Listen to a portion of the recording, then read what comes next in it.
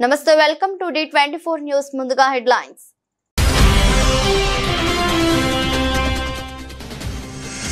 భారత్ పాకిస్తాన్ మధ్య ఉద్రిక్తత పరిస్థితులపై అమెరికా ఉపాధ్యక్షుడు ఆసక్తికర వ్యాఖ్యలు ఈ విషయంలో అమెరికా ఎట్టి పరిస్థితుల్లో జోక్యం చేసుకోదని స్పష్టీకరణ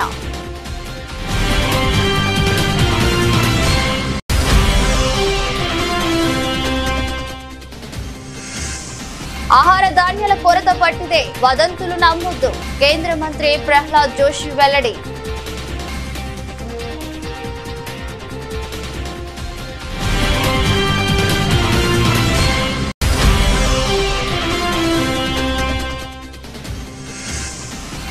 మరోసారి మీడియా ముందుకు వచ్చిన వ్యోమికా సింగ్ సోఫియా ఖురేషి దాయాది చర్యలకు భారత్ బలమైన సమాధానం ఇచ్చిందన్న మహిళా సైనికాధికారులు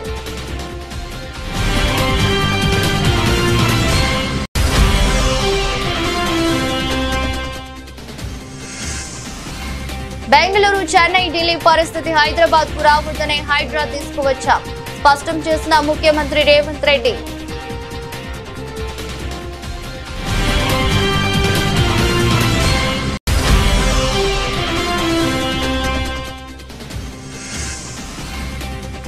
కీలక నిర్ణయాలు తీసుకున్న ఏపీ కేబినెట్ ఏపీ రాజధానికి అమరావతిని నిర్ధారిస్తూ తీర్మానం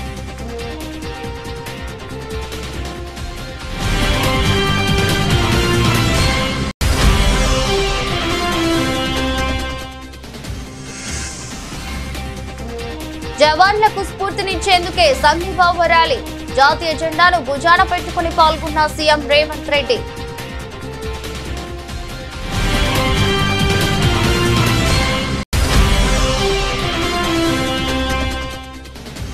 వైసీపీ కార్యకర్తలను వేధిస్తున్న పోలీస్ అధికారులను వదిలిపెట్టబోమన్న వైఎస్ జగన్ పోలీస్ అధికారుల పేర్లు రాసుకోవాలని పార్టీ శ్రేణులకు సూచన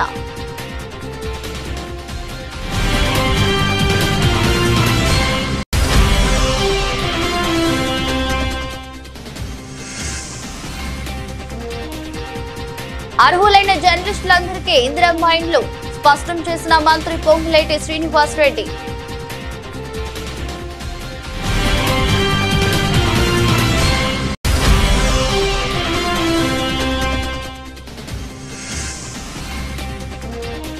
భారత్ పాక్ ఉద్రిక్తత భారీగా పతనమైన దేశీయ స్టాక్ మార్కెట్లు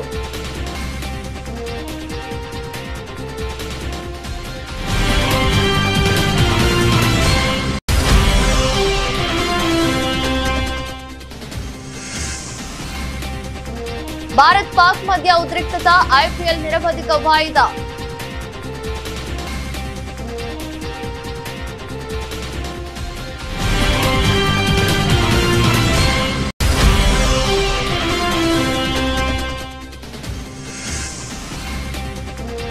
జగదేక వీరుడు అతిలోక సుందరి సీక్వెల్ ఇంటి చేసిన రామ్ చరణ్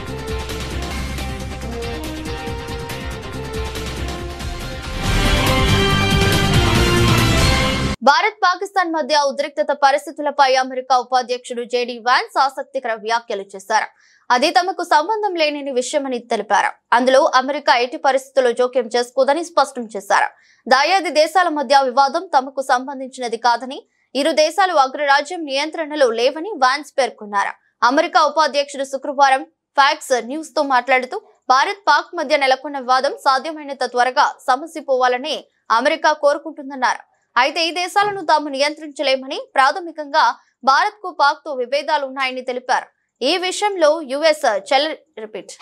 ఈ విషయంలో యుఎస్ చేయగలిగేది ఏమిటంటే ఈ ఘర్షణను కొంచెం తగ్గించమని ఇరు దేశాలను కోరడం మాత్రమేనని ఆయన చెప్పుకొచ్చారు అటు అధ్యక్షుడు డొనాల్డ్ ట్రంప్ కూడా భారత్ పాక్ మధ్య నెలకొన్న ఉద్రిక్తత పరిస్థితులు తొలగిపోవాలని కోరారు ప్రస్తుతం రెండు దేశాలు పూర్తిగా విరుద్ధ అభిప్రాయాలతో ఉన్నాయని అన్నారు కానీ వారు తమ మధ్య ఘర్షణలను ఆపగలరని ఆశిస్తున్నామన్నారు తనకు రెండు దేశాలు బాగా తెలుసన్న ట్రంప్ యుద్ధాన్ని ఆపేందుకు ఏదైనా సహాయం కోరితే తప్పకుండా చేస్తానని స్పష్టం చేశారు దేశంలో ఆహార ధాన్యాల కొరత ఏర్పడిందంటూ వ్యాపిస్తున్న వదంతులు పూర్తిగా నిరాధారమైనవని కేంద్ర ప్రభుత్వం స్పష్టం చేసింది ప్రజలు ఆందోళన చెందనవసరం లేదని, మార్కెట్లలో అధికంగా కొనుగోలు చేయాల్సిన అవసరం లేదని కేంద్ర ఆహార ప్రజా పంపిణీ వినియోగదారుల వ్యవహారాల శాఖ మంత్రి ప్రహ్లాద్ జోషి తెలిపారు. గురువారం న్యూఢిల్లీలో మీడియాతో మాట్లాడిన మంత్రి, దేశంలోని పలు ప్రాంతాల్లో ఆహార పదార్థాలు, నిత్యావసర వస్తువుల కొరత ఉందంటూ కొందరు వ్యక్తులు ఉద్దేశపూర్వకంగా తప్పుడు సమాచారం వ్యాప్తి చేస్తున్నారని తెలిపారు. ప్రస్తుత పరిస్థితుల్లో ప్రజలను తప్పుదోవ పట్టించేందుకే కొందరు ఈ దుష్ప్రచారానికి పాల్పడుతున్నారని అన్నారు. దేశంలో ఆహార ధాన్యాలు, నిత్యావసర వస్తువులకు ఎలాంటి కొరత లేదు. వాస్తవానికి అవసరానికి మించి నిల్వలు అందుబాటులో ఉన్నాయి. పంజాబ్ లోనూ ఇలాంటి తప్పుడు వార్తలు వ్యాప్తి చెందుతున్నట్లు నా దృష్టికి వచ్చింది. ప్రజలు ఇలాంటి వదంతులను నమ్మవద్దని మంత్రి జోషి స్పష్టం చేశారు. దేశవ్యాప్తంగా ఆహార ధాన్యాలు, నిత్యావసరాల నిల్వలపై కేంద్ర ప్రభుత్వం సమీక్ష నిర్వహించిందని, ప్రతి చోట అవసరానికి మించి గణనీయంగా నిల్వలు ఉన్నట్లు నిర్ధారణ అయిందని ఆయన తెలిపారు. బియ్యం, గోధుమలు, శనగలు, కందిపప్పు, పెసలు వంటి అన్ని రకాల ధాన్యాలు, పప్పు ధాన్యాలు జాతీయ అవసరాలకు మించి అందుబాటులో ఉన్నాయని మంత్రి వివరించారు. ప్రజలు భయపడాల్సిన అవసరం లేదని, వదంతుల ఆధారంగా ఆందోళన చెంది మార్కెట్లకు పరుగులు తీసి అధికంగా ఖర్చు చేయవద్దని సూచించారు. పరిస్థితి పూర్తిగా అదుపులోనే ఉందని, సరఫరాలకు ఎలాంటి ఇబ్బంది లేదని మంత్రి భరోసా ఇచ్చారు. मुझे आज न्यूज आइटम मिला है पंजाब में, और इधर उधर से और कई इधर उधर से मैसेजेस आ रहा है कि food items, essential food items और अदर एसेंशियल आइटम्स का शॉर्टेज है। ऐसे कुछ अफवाह चलाने का कोशिश चल रहा है। मैं ये स्पष्ट रूप से कहना चाहता हूँ, जो भी हमारा नॉर्मल स्टॉक हमारे पास रहना चाहिए, उससे कई गुना ज़्यादा स्टॉक हमारे पास आज के दिन में, वो चावल हो, गेहूँ हो, दालें हो, ऐसे दाल में चना, तूर, मसूर, मूंग, ऐसे सभी सहित बहुत बड़ी मात्रा में हमारे पास आज के दिन में स्टॉक है। और इसी तरह और एसेंशियल आइटम का भी स्टॉक हमारा पास बहुत बड़ी मात्रा में है। मैं सिर्फ इतना निवेदन करना चाहता हूँ, कोई चिंता करने का ज़रूरत नहीं है। इस अफवाह का कोई अर्थ नहीं है। कुछ लोग ऐसे करने का कोशिश करने का संभावना है। सारे देश में हर जगह में हमारे स्टॉक बहुत बड़ी अच्छी मात्रा में, कई गुना हमारे जो रिक्वायरमेंट है उससे कई गुना ज़्यादा है। इसलिए कोई चिंतित होने का ज़रूरत नहीं है। कोई भी अर्जेंटली जाके खरीदने का भी ज़रूरत नहीं है। स्टॉक्स हमारे पास, जैसे मैंने पहले भी कहा, ज़बरदस्त है। इसीलिए मैं अपील करता हूँ, ऐसे कोई अफवाह का आप मन में न रखिए और दुकान को भागने का कोई ज़रूरत नहीं है। यही मेरा निवेदन है। సరిహద్దు గ్రామాల ప్రజలపై కాల్పులు జరిపి 16 మంది అమాయకులను పొట్టన పెట్టుకున్నందుకే ఇవాళ పాకిస్తాన్ పై దాడులు చేయాల్సి వచ్చిందని భారత వాయుసేన wing commander Vyomika Singh, colonel Sofiya Qureshi వెల్లడించారు. పహల్గామ్ ఉగ్రదాడికి ప్రతీకారంగా పాక్ పీఓకేలోని ఉగ్ర స్థావరాలపై భారత్ ఆపరేషన్ సింధూర్ చేపట్టి విజయవంతం కాగా, ఈ సాహసోపేత ఆపరేషన్ కు ఆర్మీ కల్నల్ సోఫియా ఖురేషీ, వాయుసేన వింగ్ కమాండర్ వ్యోమికా సింగ్ నేతృత్వం వహించారు. ఆపరేషన్ అనంతరం వారిద్దరూ మీడియా ముందుకు వచ్చి బ్రీఫింగ్ ఇచ్చారు. ఇవాళ పాక్ పై ఆపరేషన్ సింధు 2.0 అనంతరం వ్యోమికా సింగ్, సోఫియా ఖురేషీ మరోసారి మీడియా ముందుకొచ్చారు. జమ్మూ కాశ్మీర్ లోని నియంత్రణ రేఖ వెంబడి పాకిస్తాన్ సైన్యం తన దుందుడుకు చర్యలను మరింత తీవ్రతరం చేస్తుందని, అకారణంగా జరుపుతున్న కాల్పుల కారణంగా 3 మహిళలు, 5 చిన్నారులతో సహా మొత్తం 16 మంది అమాయక భారతీయులు ప్రాణాలు కోల్పోయారని వెల్లడించారు. పాకిస్తాన్ దుశ్చర్యలకు భారత సైనిక దళాలు దిటుగా ప్రతిస్పందించాయని తెలిపారు. आज सुबह भारतीय सशस्त्र बलों ने पाकिस्तान के कई स्थानों पर वायु रक्षा रडार और प्रणालियों को निशाना बनाया। भारत की प्रतिक्रिया समान क्षेत्र में समान तीव्रता के साथ की गई। यह विश्वसनीय रूप से ज्ञात हुआ कि लाहौर में स्थित एक वायु रक्षा प्रणाली को निष्क्रिय कर दिया गया। Today morning, Indian Armed Forces targeted air defense radars and systems at a number of locations in Pakistan. Indian response has been in the same domain with the same intensity as Pakistan. It has been reliably learnt that an air defense system at Lahore has been neutralized. Pakistan ने नियंत्रण रेखा पर आकरण गोलीबारी की तीव्रता बढ़ा दी है। जिसमें कुपवाड़ा, बारामूला, उरी, पुंछ, मेंढर और राजौरी क्षेत्रों में मोर्टार और भारी तोपखाने का इस्तेमाल किया जा रहा है। Pakistan has increased the intensity of its unprovoked firing across the line of control using mortar and heavy caliber artillery in areas in Kupwara, Baramulla, Uri, Poonch, Mendhar and Rajouri sectors in Jammu and Kashmir. 16 innocent lives have been lost, including 3 women and 5 children due to the Pakistani firing. Here too, India was compelled to respond to bring mortar and artillery fire from Pakistan to a halt. Indian Armed Forces reiterate their commitment to non-escalation, provided it is respected by the Pakistan military. Hyderabad నగరం దేశంలోని ఇతర మహానగరాలు ఎదుర్కొంటున్న తీవ్ర సమస్యల బారిన పడకుండా చూడటమే తమ ప్రభుత్వ లక్ష్యమని ముఖ్యమంత్రి రేవంత్ రెడ్డి స్పష్టం చేశారు. ఈ దిశగా పటిష్ట చర్యలు చేపట్టేందుకు హైడ్రాను ఏర్పాటు చేశామని సికింద్రాబాద్ లోని బుద్ధ భవన్ లో నూతనంగా ఏర్పాటు చేసిన హైడ్రా పోలీస్ స్టేషన్ ను ఆయన ప్రారంభించారు. ఈ సందర్భంగా మాట్లాడుతూ బెంగళూరులో తాగునీటి ఎద్దడి, ముంబై, చెన్నై నగరాల్లో వరద బీభత్సం, ఢిల్లీలో వాయు కాలుష్యం వంటి పరిస్థితులు చూస్తున్నామని, అలాంటి దుస్థితి హైదరాబాద్ కు రాకుండా చూడటానికే ఎన్ని విమర్శలు ఎదురైనా ఆక్రమణలపై కఠినంగా వివరిస్తున్నామని తేల్చి చెప్పారు. మన పూర్వీకులు అందించిన చెరువులను కాపాడుకోవాల్సిన బాధ్యత మనందరిపైన ఉందని ముఖ్యమంత్రి అన్నారు. చెరువులు కనుమరుగైతే మానవ మనుగడకే ప్రమాదమని హెచ్చరించారు. 450 ఏళ్ల ఘన చరిత్ర కలిగిన హైదరాబాద్ నగరాన్ని పరిరక్షించడంలో హైడ్రా కీలక పాత్ర పోషిస్తుందని విశ్వాసం వ్యక్తం చేశారు. సుపరిపాలన కోసం రాజ్యాంగాన్ని అనేక సార్లు సవరించుకున్నట్లే నగరాభివృద్ధికి గత ముఖ్యమంత్రులు ఎన్నో చట్టాలు చేశారని గుర్తు చేశారు. ఈ రోజు ఢిల్లీ నగరం కావచ్చు, ముంబై కావచ్చు, బెంగళూరు కావచ్చు, చెన్నై కావచ్చు, కల్కట్టా కావచ్చు, ఈ మెట్రోపాలిటన్ సిటీస్ అన్ని కూడా ఈ రోజు నివసించడానికి యోగ్యంగానే నగరాలుగా మారుతున్నాయి. ఇది మన కళ్ళ ముందు కట్టినట్టుగా మన కళ్ళ ముందే కనిపిస్తుంది.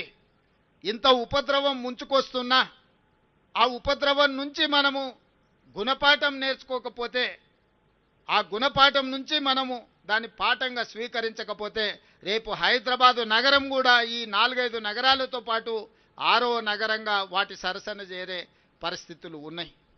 ఆంధ్రప్రదేశ్ ముఖ్యమంత్రి చంద్రబాబు అధ్యక్షతన జరిగిన రాష్ట్ర మంత్రివర్గ సమావేశంలో అనేక కీలకమైన నిర్ణయాలను ఆమోద ముద్ర లభించింది. రాష్ట్ర అభివృద్ధి సంక్షేమ కార్యక్రమాలతో పాటు పరిపాలన పరమైన పలు అంశాలపై కేబినెట్ సుదీర్ఘంగా చర్చించి కీలక తీర్మానాలు చేసింది.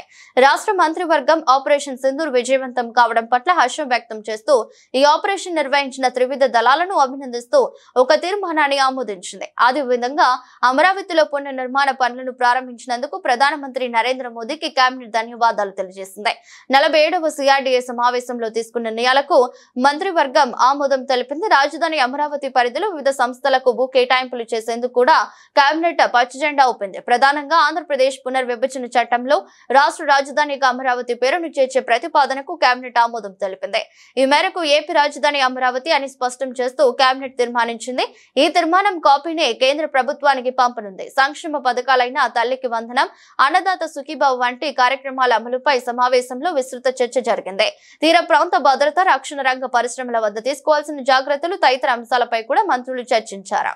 ఈరోజు సుదీర్ఘంగా రాష్ట్ర ముఖ్యమంత్రి శ్రీ నారా చంద్రబాబు నాయుడు గారి అధ్యక్షతన కేబినెట్ సమావేశం జరగడం జరిగింది. దాంట్లో ముఖ్యంగా ఈ గత 5 సంవత్సరాల్లో ఆంధ్రప్రదేశ్ రాజధాని ఏది అంటే చెప్పలేని ఒక దౌర్భాగ్య పరిస్థితిలో ఉన్న విషయం అందరికీ తెలిసిందే. వాళ్ళ ఇష్టం వచ్చినట్లు 3 రాజధానులు, రకరకాల పేర్లు పెట్టి ఏ రాజధాని కూడా నిజం చేయడానికి కనీస ప్రయత్నం చేయని పరిస్థితులను మనం చూసాం. తెలుగు ప్రజలందరూ కూడా, ఆంధ్రప్రదేశ్ ప్రజలందరూ కూడా మీ రాష్ట్ర రాజధాని ఏది అని ఇతర రాష్ట్రాలు గాని ఇతర దేశస్తులు గాని అడిగితే చెప్పుకోలేని దౌర్భాగ్య పరిస్థితి మనందరం కూడా చూసాం. భవిష్యత్తులో ఎప్పుడు కూడా ఇటువంటి పరిస్థితి తలెత్తకూడదనే ఉద్దేశంతో ఈ రాష్ట్ర రాజధానికి గర్వించదగ్గ రాజధానిని నిర్మించాలనే ఆలోచన ప్రీతం ముఖ్యమంత్రి గారు చేస్తున్న విషయం అందరికీ తెలిసిందే. ఒకసారి రాష్ట్ర విభజన చట్టం భారతదేశ సార్వభౌమత్యాన్ని దెబ్బతీయాలని చూస్తే సహించే ప్రసక్తి లేదని సీఎం రేవంత్ రెడ్డి చెప్పారు. ఉగ్రవాదాన్ని ప్రోత్సహించి దేశాన్ని దెబ్బ కొట్టాలని చూస్తే వారికి ఉగ్రమూకలకు నూకలు చెల్లినట్లేనని హెచ్చరించారు. ఉగ్రవాదాన్ని తుదిముట్టించే విషయంలో భారత సైన్యానికి 4 కోట్ల తెలంగాణ ప్రజలు అండగా నిలుస్తారని తెలిపారు. సచివాలయం నుంచి నెక్లెస్ రోడ్లోని ఇందిరాగాంధీ విగ్రహం వరకు సంఘీభావ ర్యాలీ చేశారు. జాతీయ జెండాను భుజాన పెట్టుకుని సీఎం రేవంత్ రెడ్డి ర్యాలీలో పాల్గొన్నారు. ఈ సందర్భంగా మాట్లాడుతూ తెలంగాణ గడ్డ నుంచి భారత జవాన్లకు స్ఫూర్తినిచ్చేందుకే ఈ ర్యాలీ నిర్వహించినట్లు చెప్పారు. దేశ భద్రత విషయంలో రాజకీయాలకు అతీతంగా ప్రజలంతా ఏకమవుతారని చెప్పారు. దేశ ప్రజలు శాంతిగా మూకలున్నారు. మా ఆడబిడ్డల నుదుటి సింధూరం తుడిచాలనుకునే వారికి ఆపరేషన్ సింధూర్తో సమాధానం చెబుతామని హెచ్చరించారు. పాకిస్తాన్ ప్రేరేపిత ఉగ్రవాదులు దేశ సరిహద్దుల్లోకి చొచ్చుకు వచ్చి అమాయక ప్రజల్ని పొట్టన పెట్టుకుంటున్నారని ఆగ్రహం వ్యక్తం చేశారు. దేశ భద్రతా విషయంలో జెండాలకు అజెండాలకు అతీతంగా 140 కోట్ల మంది భారతీయులు ఒక్కటవుతారని చెప్పారు. పాక్ పాలకులు ఉగ్రవాదులు సహా ఉగ్రవాదాన్ని ప్రోత్సహించి దాడులు చేయాలనుకునే వారెవరికైనా ఒకటే హెచ్చరిక చేస్తున్నా, మా దేశం వైపు కన్నెత్తి చూస్తే ఎవరిని వదలం. ఈ భూమి మీద మీకు నూకలు చెల్లినట్లే, బతికే అర్హత కోల్పోయినట్లే అని రేవంత్ హెచ్చరించారు. మా దేశ సార్వభౌమ అధికారం వైపు కన్నెత్తి చూసినా ఈ భూమి మీద మీకు నూకలు చెల్లినట్టే, ఈ భూమి మీద మీరు నివసించడానికి మీరు అర్హత కోల్పోయినట్టే అని చెప్పి నేను ఈ వేదిక మీద నుంచి హెచ్చరిక జారీ చెయ్యదలుచుకున్నా. ఎన్నికలు వచ్చినప్పుడు రాజకీయాలు ఉండొచ్చు, ఎన్నికల సందర్భంగా భిన్న సిద్ధాంతాలు ఉండొచ్చు. మా నాయకుడు మల్లికార్జున్ ఖర్గే గారు, ప్రధాన ప్రతిపక్ష నాయకుడు రాహుల్ గాంధీ గారు ఈ దేశ ప్రధానమంత్రిని కలిసి సంపూర్ణంగా మేము అండగా నిలబడతాం, ఉగ్రవాదుల యొక్క పీచ మణిచివేయండి అని చెప్పి మద్దతు ఇచ్చిండ్రు. ఇది భారతీయుల యొక్క స్ఫూర్తి. రాజకీయాలకు అతీతంగా, పార్టీలు జెండాలు ఎజెండాలకు అతీతంగా 140 కోట్ల భారతీయులు అందరము ఒక్కటే. ఈ భారత మాత రక్షణలో మనమందరం ఏకమై మన సార్వభౌమ అధికారం మీద ఎవరు దాడి చేసినా వాళ్లను వదలబోమనే సందేశాన్ని ఈ తెలంగాణ నడిగడ్డ మీద నుంచి భారత వీర జవాన్లకు మనము అండగా నిలబడి వాళ్లకు ఒక స్ఫూర్తిని ఇవ్వడానికి, ఈరోజు మన వీర జవాన్లకు అండగా నిలబడడానికి ఇక్కడికి విచ్చేసినందుకు వైసీపీ కార్యకర్తలను ఇబ్బందులకు గురి చేస్తున్న ఏ ఒక్కరిని వదిలిపెట్టబోమని, అలాంటి పోలీసు అధికారుల పేర్లు రాసుకోవాలని పార్టీ అధినేత మాజీ ముఖ్యమంత్రి వైఎస్ జగన్మోహన్ రెడ్డి తీవ్ర స్వరంతో హెచ్చరించారు. పార్టీ కార్యకర్తలకు అండగా నిలుస్తానని, జగన్ 2.0లో వారికి అత్యంత ప్రాధాన్యత కల్పిస్తానని ఆయన భరోసా ఇచ్చారు. వైసీపీ కేంద్ర కార్యాలయంలో అన్నమయ్య జిల్లా రాజంపేట మున్సిపాలిటీ, చిత్తూరు జిల్లా కుప్పం నియోజకవర్గం, రామకుప్పం మండలం, శ్రీ సత్యసాయి జిల్లా మడకసిర మున్సిపాలిటీ, పెనుగుంట నియోజకవర్గం, రొద్దం మండలానికి చెందిన ఎంపీపీలు, వైస్ ఎంపీపీలు, మున్సిపల్ చైర్పర్సన్లు, వైస్ చైర్పర్సన్లు, కౌన్సిలర్లు, ఎంపీటీసీలతో పాటు ఆయా జిల్లాల ముఖ్య నేతలతో జగన్ ప్రత్యేకంగా సమావేశమయ్యారు. ఈ సందర్భంగా జగన్ మాట్లాడుతూ, కేవలం వైసీపీని ప్రేమించినందుకు, అభిమానించినందుకు కార్యకర్తలు అనేక బాధలు పడుతున్నారని, వారి ఆవేదనను తాను చూస్తున్నానని అన్నారు. మీ బాధలు చూస్తున్నాను, హామీ ఇస్తున్నాను, ఎవరిని వదలం. ఎక్కడున్నా సరే కార్యకర్తలను ఇబ్బంది పెడుతున్నా పోలీసు అధికారుల పేర్లు రాసుకోండి. అధికారంలోకి వచ్చాక వారిని చట్టం ముందు నిలబెడతామని జగన్ స్పష్టం చేశారు. సంవత్సరం కళ్ళు మూసుకుంటూ అయిపోయింది. చూస్తా సంవత్సరం అయిపోయింది. మీ అందరికీ గుర్తుండే ఉంటుంది, మన 5 సంవత్సరాలు 2019 నుంచి 24 కళ్ళు మూసుకొని కళ్ళు తెరిచేసరికి ఎట్ట అయిపోయిందా?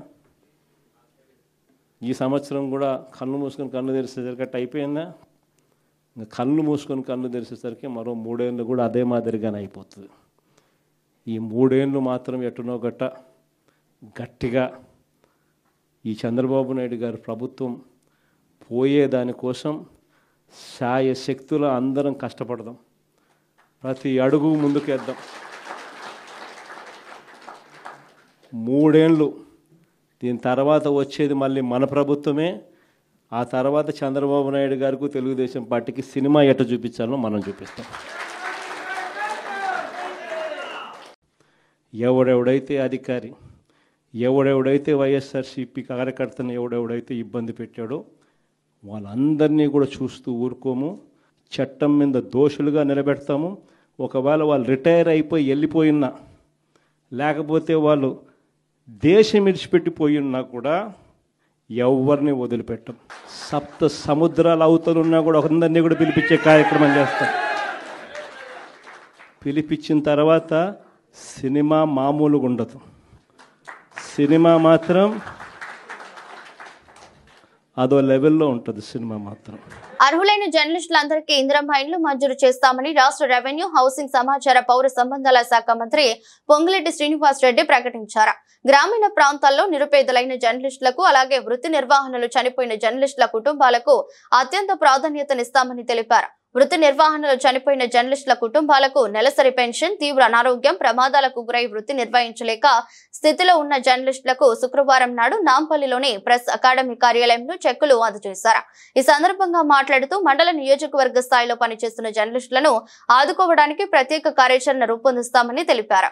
మంచిని మంచిగా, నిజాన్ని నిర్భయంగా సమాజానికి తెలియజేసే దాంట్లో ఎంతో మంది జర్నలిస్టులు ఆనిముత్యాలుగా పనిచేస్తున్నారని ప్రశంసించారు.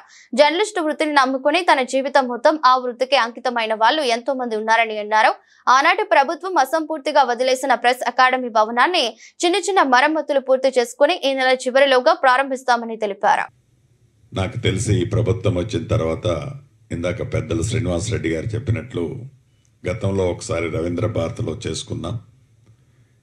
ఈరోజు రెండవసారి చనిపోయిన జర్నలిస్టులు 38 మంది కుటుంబాలకు, అదే రకంగా వివిధ కారణాల చేత యాక్సిడెంట్లో వికలాంగులైన ఇంకా 8 మంది వారికి ₹1,00,000 చొప్పున ఈ నిధి నుంచి వచ్చే వడ్డీ ద్వారా వచ్చే సొమ్ము నుంచి వీళ్ళకి ఇస్తూ, చనిపోయిన కుటుంబంలో పిల్లలు ఎవరైతే చదువుకుంటున్నారో 5 సంవత్సరాలకు, ఇందాక శ్రీనివాస్ రెడ్డి గారు చెప్పినట్లు 5 సంవత్సరాల వరకు వారికి కూడా స్టైఫండ్ లాగా ప్రతి సంవత్సరం ఒక కిడ్ అయితే 3,000, రెండో కిడ్ ఉంటే ఇంకొక 2,000 యాడ్ చేసి ఇచ్చే ఒక మంచి సాంప్రదాయం. అంటే ఈ డబ్బుతోనే ఆ కుటుంబం పూర్తిగా సెటిల్ అవుతుంది అని నేనైతే అనను, కానీ వేడి నీళ్ళకి చన్నీళ్ళు అన్నట్లు వాళ్ళకి కూడా అయ్యో ఇప్పటిదాకా ఈ వృత్తిలో పనిచేసిన నా భర్తో నా కుటుంబ సభ్యులు అకస్మాత్తుగా మమ్మల్ని వదిలేసిపోతే ఈ వ్యవస్థే మమ్మల్ని మర్చిపోయింది అనుకోకుండా ఉండే విధంగా మేము మీకు అండగా ఉన్నాం, భరోసాగా ఉన్నాం, డబ్బే కాదు అన్ని రకాలుగా మీ వెన్నుదన్నుల్లో ఉంటామని చెప్పే ఒక సంఘీభావం చెప్పే ఒక మంచి సాంప్రదాయం. భారత్ పాకిస్తాన్ మధ్య ఉద్రిక్తతలు తీవ్ర రూపం దాల్చడంతో శుక్రవారం ఉదయం భారత్ స్టాక్ మార్కెట్లు భారీ అమ్మకాలు ఒత్తిడికి లోనయ్యాయి. ఫలితంగా కీలక సూచీలు కుప్పకూలాయి. బాంబే స్టాక్ ఎక్స్చేంజ్ సెన్సెక్స్ 800 పాయింట్లకు పైగా పతనమవ్వగా, నేషనల్ స్టాక్ ఎక్స్చేంజ్ నిఫ్టీ 50 సూచీ కీలకమైన 200 రోజుల ఎక్స్పోనెన్షియల్ మూవింగ్ యావరేజ్ మద్దతు స్థాయి అయిన 24,050 పాయింట్ల దిగువకు చేరింది. నిఫ్టీ 50 సూచీ నేటి ఉదయం 23,935 పాయింట్ల వద్ద నష్టాలతో ప్రారంభమైంది. ఆరంభంలో కొంత విలువ ఆధారిత కొనుగోలు జరగడంతో 24,000 పాయింట్ల స్థాయికి చేరువగా వచ్చినప్పటికీ కీలకమైన 200 నుండి డిఈఎంఏ మద్దతు స్థాయి అయిన 24,050 పాయింట్ల దిగువనే ట్రేడ్ అవుతుంది. మరోవైపు బీఎస్సీ సెన్సెక్స్ 78,968 పాయింట్ల వద్ద నష్టాలతో ట్రేడింగ్ ఆరంభించి ఇంట్రాడేలో మరింత కనిష్ట స్థాయిని తాకింది. అనంతరం 30 షేర్ల ఈ సూచీ కొంతమేర కోలుకుని 79,000 పాయింట్ల స్థాయిని తిరిగి అందుకుంది. అయినప్పటికీ గత ముగింపుతో పోలిస్తే 800 పాయింట్లకు పైగా నష్టపోయి సుమారు 79,925 పాయింట్ల వద్ద కొనసాగుతుంది. ప్రధాన బ్యాంకింగ్ షేర్లతో కూడా అమ్మకాలు వెలువెత్తాయి. బ్యాంక్ నిఫ్టీ సూచీ నేడు 53,595 పాయింట్ల వద్ద నష్టాలతో ప్రారంభమై ట్రేడింగ్ మొదలైన కొద్ది నిమిషాల్లోనే 53,525 పాయింట్ల కనిష్ట స్థాయికి పడిపోయింది. స్టాక్ మార్కెట్ నిపుణుల అభిప్రాయం ప్రకారం భారత స్టాక్ మార్కెట్లలో ఈ భారీ పతనానికి ప్రధానంగా 5 కారణాలున్నాయి. భారత్ పాకిస్తాన్ మధ్య వివాదం ఊహించని దానికంటే తీవ్ర స్థాయికి చేరడం మొదటిది కాగా, బలహీనమైన అంతర్జాతీయ సంకేతాలు, అమెరికా డాలర్ విలువ పెరగటం, ముడి చమురు ధరలలో విలువ ఆధారిత కొనుగోల కారణంగా ధరలు పెరగటం, భారత అమెరికా వాణిజ్య ఒప్పందం చర్చలలో స్పష్టమైన ఫలితం వెలువడకపోవడం వంటివి ఇతర కారణాలుగా వారు విశ్లేషిస్తున్నారు. భారత్ పాకిస్తాన్ మధ్య ఉద్రిక్తత పరిస్థితులు నెలకొన్న నేపథ్యంలో బీసీసీఐ కీలక నిర్ణయం తీసుకున్నది. ఇండియన్ ప్రీమియర్ లీగ్ ను నిరవధికంగా వాయిదా వేసింది. ధర్మశాలలో గురువారం పంజాబ్, ఢిల్లీ మధ్య జరిగిన మ్యాచ్ అర్ధతారంగా నిలిచిపోయిన విషయం తెలిసిందే. జమ్మూ కాశ్మీర్ పఠాన్ కోట్ లో పాకిస్తాన్ డ్రోన్ వైమానిక దాడుల నేపథ్యంలో బ్లాక్అవుట్ కారణంగా మ్యాచ్ కు అంతరాయం ఏర్పడింది.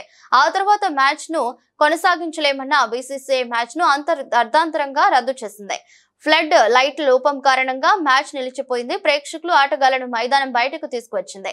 సాంకేతిక లోపం కారణంగా మ్యాచ్ రద్దు చేసినట్లు బీసీసీఐ పేర్కొంది. ధర్మశాల నుంచి క్రికెటర్లతో పాటు సిబ్బంది, బ్రాడ్కాస్టింగ్ సిబ్బందిని తరలించేందుకు బీసీసీఐ ప్రత్యేకంగా రైళ్లను పంపింది. ఇదిలా ఉండగా సరిహద్దులో ఉద్రిక్తతలు నెలకొన్న నేపథ్యంలో ప్రస్తుతం ఐపీఎల్ నిర్వహించడం ఏమాత్రం మంచిది కాదని బీసీసీఐ అధికారి ఒకరు తెలిపారు. ఈ క్రమంలోనే లీగ్ ను నిరవధికంగా వాయిదా వేసినట్లు ఆ అధికారి జాతీయ మీడియాకు వెల్లడించారు. ఇదిలా ఉండగా ఐపీఎల్ లో గురువారం నాటికి 58 మ్యాచ్లు జరిగాయి. శుక్రవారం Lucknow super joints, Bengaluru royal Challengers మధ్య మ్యాచ్ జరగాల్సి ఉంది. ఫైనల్ తో సహా మొత్తం 74 మ్యాచ్లు జరగాల్సింది.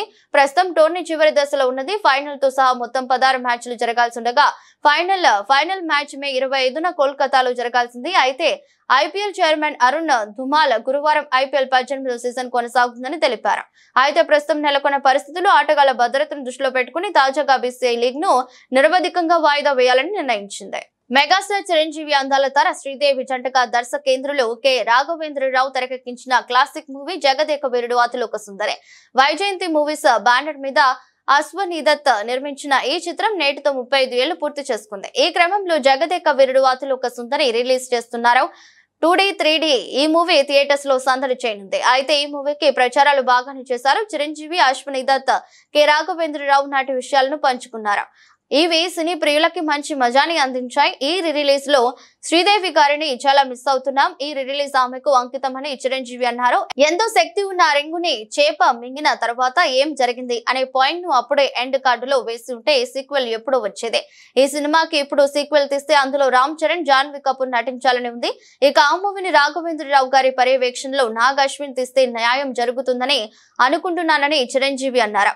అశ్విని దత్ గారి పిల్లలు ఎలాగూ ఈ సీక్వెల్ ను నిర్మిస్తారో ఇప్పటి తరం ఆ మూవీని థియేటర్ లో ఎక్స్పీరియన్స్ చేసి ఉండరు. ఇప్పటి తరం ఈ రిలీజ్ ను ఎంజాయ్ చేయండి అని చిరు చెప్పుకొచ్చారు. ఇక రామ్ చరణ్ మాట్లాడుతూ, మా తరానికి అసలు సిసలు సోషియో ఫ్యాంటసీ అంటే ఈ సినిమానే. నాకు ఆ ఆంజనేయుడిని మీద ఏ వయసులో ఎలా భక్తి మొదలైందో అంత ఖచ్చితంగా చెప్పలేను కానీ ఈ చిత్రంలో జై చిరంజీవి అనే పాటను చూసిన తర్వాత నాకు భక్తి మొదలైందన్నట్టుగా గుర్తుంది. ఇది డ్రీమ్ టీమ్ అని మా తరం అంతా నమ్ముతుంది. లెజెండ్స్ అంతా కలిసి ఈ చిత్రం కోసం పనిచేశారు. చిరంజీవి గారు, శ్రీదేవి గారు, రాఘవేంద్రరావు గారు, అశ్విని దత్, ఇళయరాజా, ఎండమూరి, పరుచూరి, విన్సెంట్ ఇలా అందరూ లెజెండ్స్ కలిసి పనిచేశారు. మళ్ళీ ఈ టీం అంతా కలిసి పనిచేయలేదు కాబట్టి డ్రీమ్ టీమ్ అంటున్నా. అయితే చిత్రంలో చివరిలో చూపించినట్టుగా ఆ రింగు ఏమైంది, ఆ చేప ఎక్కడుంది అనే విషయాలకు నాగ్ అశ్విన్ సమాధానం చెప్పాలి. ఇది రిక్వెస్ట్ కాదు, ఇది మా డిమాండ్ అని అన్నారు రామ్ చరణ్. ఈ హంగామా చూస్తుంటే సీక్వెల్ త్వరలో సెట్స్ పైకి వెళ్ళనా ఆశ్చర్యపోనక్కర్లేదు. వార్తలు ముగించే ముందు మరోసారి హెడ్లైన్స్.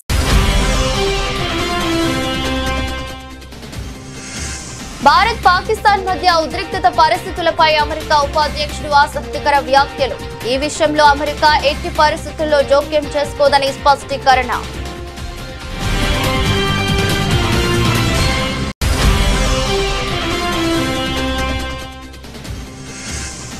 ఆహార ధాన్యాల కొరత పట్టిదే, వదంతులు నమ్మొద్దు. కేంద్ర మంత్రి ప్రహ్లాద్ జోషి వెల్లడి.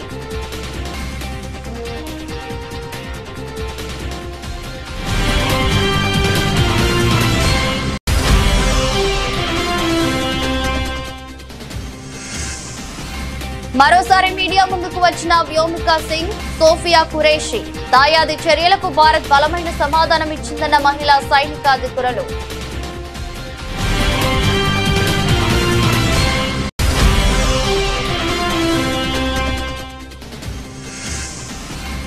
బెంగళూరు, చెన్నై, ఢిల్లీ పరిస్థితి హైదరాబాద్ కు రావద్దనే హైడ్రా తీసుకువచ్చాం, స్పష్టం చేసిన ముఖ్యమంత్రి రేవంత్ రెడ్డి.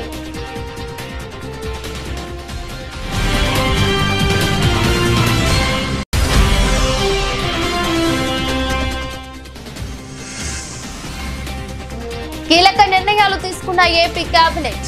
ఏపీ రాజధానిగా అమరావతిని నిర్ధారిస్తూ తీర్మానం.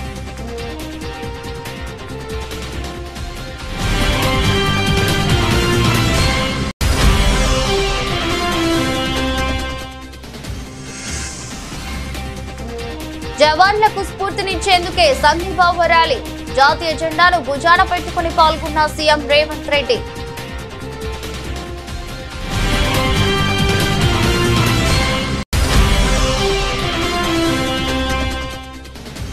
వైసీపీ కార్యకర్తలను వేధిస్తున్న పోలీస్ అధికారులను వదిలిపెట్టబోమన్న వైఎస్ జగన్. పోలీస్ అధికారుల పేర్లు రాసుకోవాలని పార్టీ శ్రేణులకు సూచన.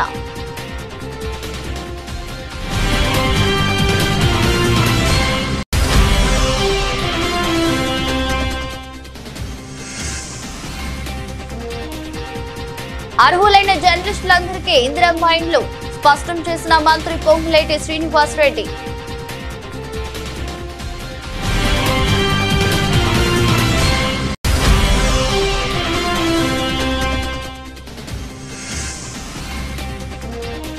భారత్ పాక్ ఉద్రిక్తత భారీగా పతనమైన దేశీయ స్టాక్ మార్కెట్లు.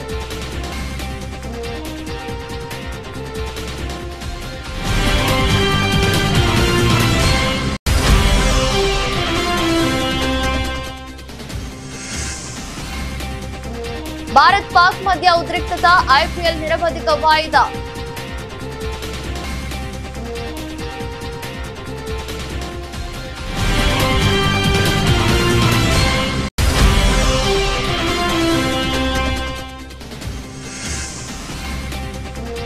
జగదేక వీరుడు అతిలోక సుందరి సీక్వెల్ ఇంటి చేసిన రామ్ చరణ్.